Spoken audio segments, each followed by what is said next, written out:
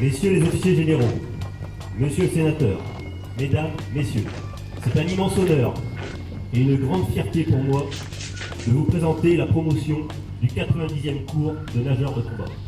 Si chaque cérémonie de fin de cours est un moment particulier, celle que nous vivons actuellement est véritablement historique.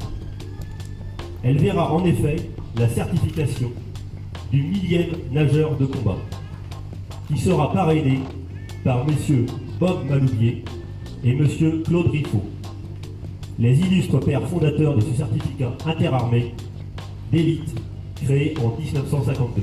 J'ai adressé une lettre au Premier ministre en m'impliquant à la ronde, en disant nous n'avons pas de nageurs de combat. J'attire votre bienveillante attention sur le fait que nous n'avons pas de nageurs de combat. Et 15 jours après, il y avait une réponse du ministre en disant puisque nous n'avons pas de nageurs de combat, ben faites-en.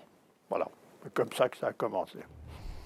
Je tiens d'abord à vous féliciter tous, marins et terriens, pour votre succès dans un stage qui constitue une référence dans les armées françaises, mais aussi chez nos alliés en matière d'exigence, de difficulté et d'engagement moral et physique.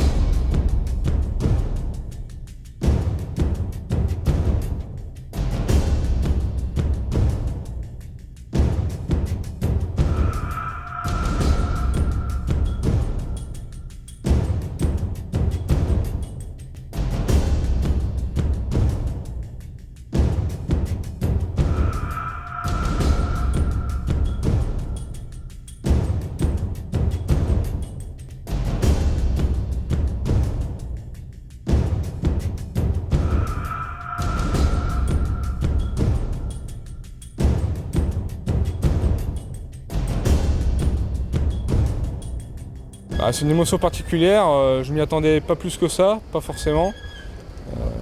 Que je sois 996 ou que je sois 1003, le métier sera le même par derrière. Donc là c'est une journée un peu particulière, mais ça va passer et après il faudra passer à autre chose, mais ça fait super plaisir. Bravo. 937, il va être le millième.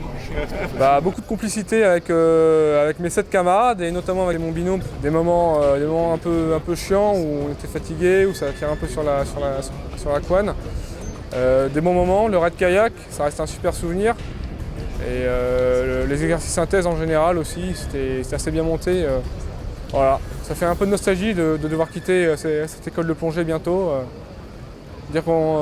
De se dire qu'on va passer à autre chose, finalement les 7 mois ils sont passés très vite et j'y retournerai bien un coup.